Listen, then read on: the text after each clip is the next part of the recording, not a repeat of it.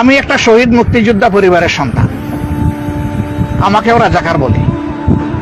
আমি একবার একজনকে বলেছিলাম এক মিটিংয়ে এটা বলার পরে, যে জিভ ডান হাত দিয়ে নয় বাম হাত দিয়ে টান দিয়ে ছিঁড়ে ফেলে পায়ের তলায় ফেলে দেব, সাবধান হয়ে কথা বলবেন। বলে আপনার এত বড় সাহস, আপনি জামাত ইসলামী করে আমাকে এই হুমকি দিলেন? আমি বললাম যে আপনি তো 17 দিনের মুক্তিযোদ্ধা, সেই হিসাবও আমার তালিকায় আছে। আর আমি একজন শহীদ মুক্তিযোদ্ধার ভাই, এটা হয়তো আপনার তালিকায় নাই। আমাকে জড়াইয়ে ধরে বলে, ভাই আমি জানতাম না, আমাকে ক্ষমা করেন। আমি বললাম, আপনি জানবেন কেন? ওই শহীদ মুক্তিযোদ্ধার মুক্তিযুদ্ধের ঢোল গলায় নিয়ে তো আমরা বাজাই না, আমাদের প্রয়োজন নেই। আমার যে ভাইটি দেশের স্বাধীনতার জন্য যুদ্ধ করে জীবন দিয়েছে, আমরা আল্লাহর দরবারে শুকরিয়া আদায় করি যে এই দেশের স্বাধীনতায় আমরা পরিবার রক্ত দিয়ে সামিল হতে পেরেছি, আলহামদুলিল্লাহ। এটাই আমাদের যথেষ্ট ভাবনা, আর কোনো ভাবনার দরকার নাই, কোনো স্বীকৃতির প্রয়োজন নাই আমাদের। যদি ওরা স্বীকৃতি দিয়ে একটা সার্টিফিকেট আমাদেরকে দিয়েও রেখেছে।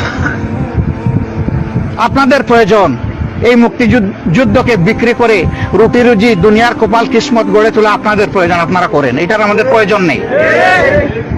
সম্মানিত ভাইয়েরা, যারা যুদ্ধ করে জীবন দিয়ে এই দেশটা গড়েছে তারা আমাদের গর্বিত সন্তান, আমি তাদেরকে স্যালুট দেই। এই খুশকিসমত সবার হয় না।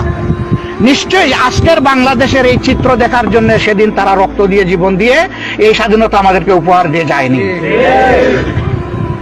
এরকম একটা বেইনসাফির দেশ, জুলুমের দেশ, পরিবারতন্ত্রের দেশ, গোষ্ঠীতন্ত্রের দেশ, ব্যক্তির খাস পূরণের দেশ গড়ার জন্য তারা জীবন দেয় নাই। আমরা রাজনৈতিক জমিদারদেরকে এখান থেকে তাড়াবো ইনশাআল্লাহ। রাজনীতি করতে হলে জনগণ রাজনীতিবিদের কাছে যাবে না, রাজনীতিবিদকে জনগণের কাছে আসতে হবে।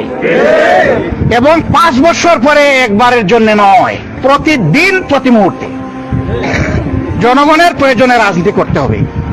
আপনার যখন প্রয়োজন আসবে, তখন যারা জীবনে চিনেন নাই, শালা বলে স্বীকৃতি দেন নাই, তারে বাবা বলে গালে চুমু দিবেন, এটি আপনার ভণ্ডামি।